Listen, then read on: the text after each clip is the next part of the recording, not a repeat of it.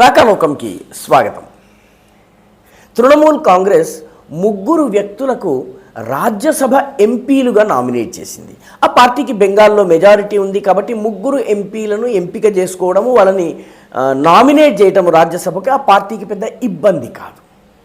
ఇందులో ఇద్దరు పార్టీకి చెందినటువంటి కీలకమైనటువంటి కార్యకర్తలు, ఒకరు ముస్లిం వర్గానికి చెందిన వ్యక్తి అయితే మరొకరు అస్సాంకి చెందినటువంటి, అస్సాములో బెంగాలీలు ఎక్కువగా ఉండే బరాక్ వ్యాలీకి చెందినటువంటి సుష్మితా దేవ్ తండ్రి సంతోష్ మోహన్ దేవ్ కాంగ్రెస్ సీనియర్ నాయకుడిగా ఉండేవారు.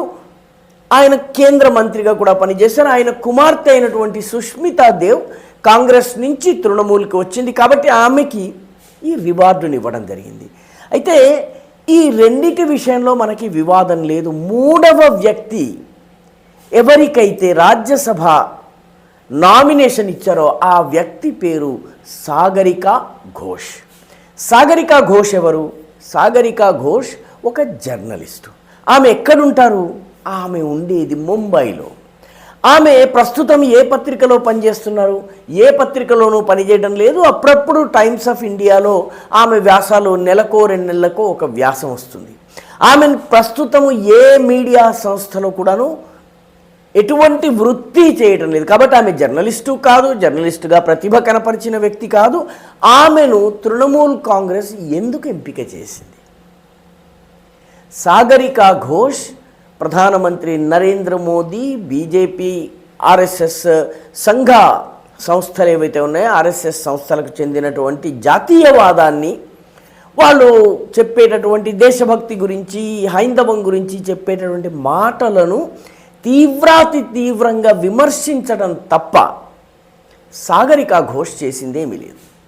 అయితే సాగరికా ఘోష్కి తృణమూల్ కాంగ్రెస్కి ఏదో లాభం ఉండుండవచ్చును కాబట్టి ఇచ్చి ఉంటారు అని అనుకోవచ్చును. కానీ సాగరికా ఘోష్ యొక్క కనెక్షన్ని కూడా మనం తెలుసుకోవాలి. సాగరికా ఘోష్ భర్త పేరు రాజ్దీప్ సర్దేశాయ్. మీరు సరిగ్గానే విన్నారు. రాజ్దీప్ సర్దేశాయ్ పూర్తిగా జాతీయవాదాన్ని వ్యతిరేకిస్తూ బీజేపీని శత్రువుగా భావించేటటువంటి జర్నలిస్టు. ఆయన మోదీని విమర్శించటమే ఒక వృత్తిగా పెట్టుకుని చివరికి 2007 ఎన్నికల సమయంలో అయితే మోదీ చివరికి విసిగి వేసారిపోయి, మీకు పద్మశ్రీయో లేకపోతే ఇంకోటో అవార్డు వస్తుంది, మీరు నన్ను ఎంత తిడితే మీకు అంత అవార్డు వస్తుంది, కాబట్టి మీ వృత్తిని మీరు చేసుకోండి అని చెప్పి వ్యంగ్య వ్యాఖ్య చేయవలసి వచ్చింది. అంత కాంగ్రెస్ అనుకూల బీజేపీ జాతీయవాద సంస్థల వ్యతిరేకి రాజ్దీప్ సర్దేశాయ్. రాజ్దీప్ సర్దేశాయ్కి సంబంధించి తెలుసుకోవలసిన విషయం ఏంటంటే, ఆయన అడ్వాణీజీ విపక్ష నేతగా ఉన్నటువంటి సమయంలో, వాజ్పేయిజీ చాలా కీలకమైనటువంటి పొజిషన్లో ఉన్నటువంటి సమయంలో కాంగ్రెస్ కొందరు ఎంపీలను, బీజేపీ ఎంపీలను కొనుగోలు చేసే ప్రయత్నం చేసింది. వాళ్ళు డబ్బు ఆశ చూపించారు. ఆ ఆశ చూపించిన డబ్బునంతా తీసుకుని ఈ విషయాన్ని అడ్వాణీ, వాజ్పేయిజీ రాజ్దీప్ సర్దేశాయ్ దగ్గరికి వెళ్ళారు. రాజ్దీప్ ఇదంతా విని సమాచారం తన దగ్గర పెట్టుకుని దానిని టీవీ ఛానల్లో ప్రసారం చేయటం మానేసి ఈ సమాచారం అంతా సోనియా గాంధీకి, కాంగ్రెస్ పార్టీకి అందజేశారు.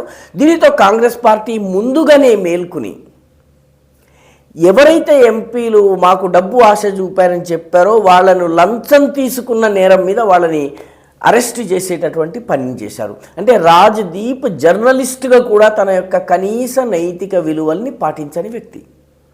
రెండవ ఉదాహరణ ఆయన గురించి అందరికీ తెలుసు.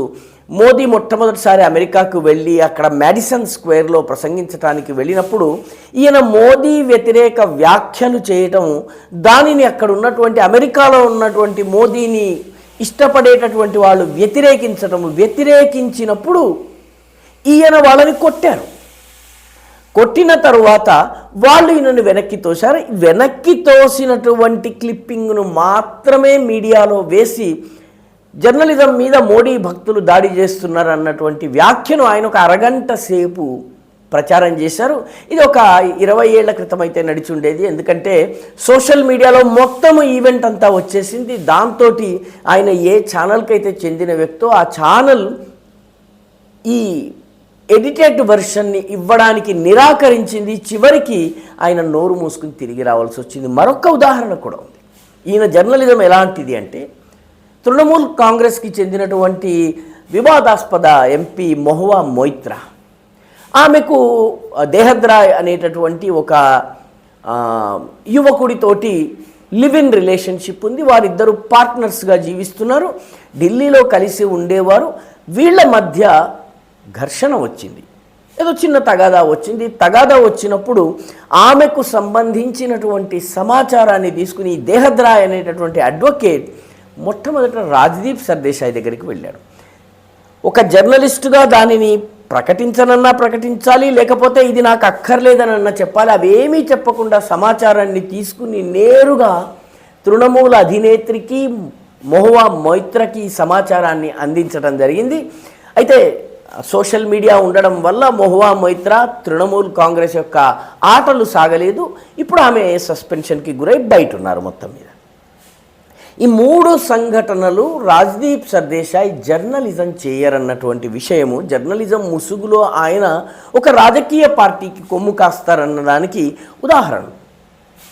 2021 ఎన్నికల తరువాత, అసెంబ్లీ ఎన్నికల తరువాత బెంగాల్లో బీజేపీ కార్యకర్తల పైన జరిగినటువంటి ఘోరమైనటువంటి హింసాకాండ గురించి రాజ్దీప్ ఒక్కరోజు కూడా మాట్లాడలేదు. మమతా దీదీ ఇచ్చినటువంటి రసగుల్లా నోట్లో పెట్టుకున్నారు కాబట్టి ఆయన అసలు ఒక్క మాట మాట్లాడలేదు. ఆయన భార్య అయినటువంటి సాగరిక ఘోష్ కూడా మాట్లాడలేదు. ఇప్పుడు ఈ విధేయతకి ప్రతిఫలంగా ఆమెకి ముఖ్యంగా సాగరిక ఘోష్కి రాజ్యసభ సీట్ ఇవ్వడం జరిగింది. ఆమె కూడా గతంలో కొందరు బీజేపీ తరఫున ఎంపీలు అయినప్పుడు, ముఖ్యంగా ఎంజే అక్బర్ అయ్యారు, ఆ తర్వాత స్వపన్ దాస్ గుప్తా అయ్యారు, కంచన్ గుప్తా, ఇటువంటి వాళ్ళు బీజేపీ తరఫున, రామ్ బహదూర్ రాయ్ కావచ్చును, బల్బీర్ పుంజ్ కావచ్చును, బీజేపీ తరఫున వీళ్ళందరూ రాజ్యసభకి వెళ్ళినప్పుడు ఆమె ఈ రకంగా అమ్ముడు పోవడం నేను సహించను, కాబట్టి నాకు ఈ రకంగా ఒక రాజకీయ పార్టీకి కొమ్ము కాయడం చాలా నేరము, ఘోరము అని వ్యాఖ్యలు చేసింది. ఇప్పుడు తృణమూల్ కాంగ్రెస్ కార్యకర్తగా ఆమె తనను తాను ప్రమాణ స్వీకారం చేయబోతోంది. ఇది ఏ జర్నలిజం విలువల కిందకు వస్తుంది అన్నది రాజ్దీప్ సర్దేశాయ్ జవాబు చెప్పాలి. అదేవిధంగా సాగరిక ఘోష్ కూడా జవాబు చెప్పవలసింది. ఎందుకంటే వీళ్ళు ఢిల్లీ వంటి కీలక ప్రాంతాల్లో ఉంటూ, ముంబై వంటి కీలక ప్రాంతాల్లో ఉంటూ, మీడియాలో చాలా పెద్ద వ్యక్తులుగా చలామణి అవుతూ, వీళ్ళు రాజకీయ పార్టీల కొమ్ములు కాసి వాటి పొలిటికల్ ఎజెండాని కొనసాగించేటటువంటి వ్యక్తులు. వాళ్ళకి రాజ్యసభ సీటుని ప్రతిఫలంగా, వాళ్ళు పార్టీకి చేసిన సేవలకు ప్రతిఫలంగా మమతా బెనర్జీ ఇస్తున్నారు.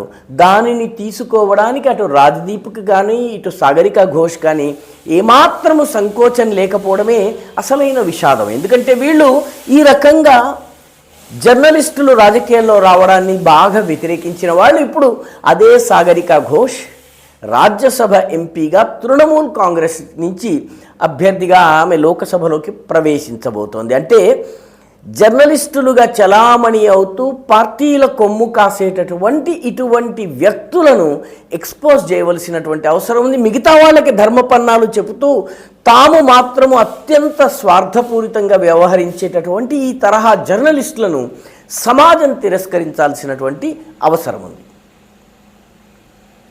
ఈ వీడియో మీకు నచ్చినట్టయితే లైక్ చేయండి, షేర్ చేయండి, ఈ ఛానల్కు సబ్స్క్రైబ్ చేయండి. మీ అభిప్రాయాన్ని కమెంట్ల రూపంలో తప్పనిసరిగా పంపించండి.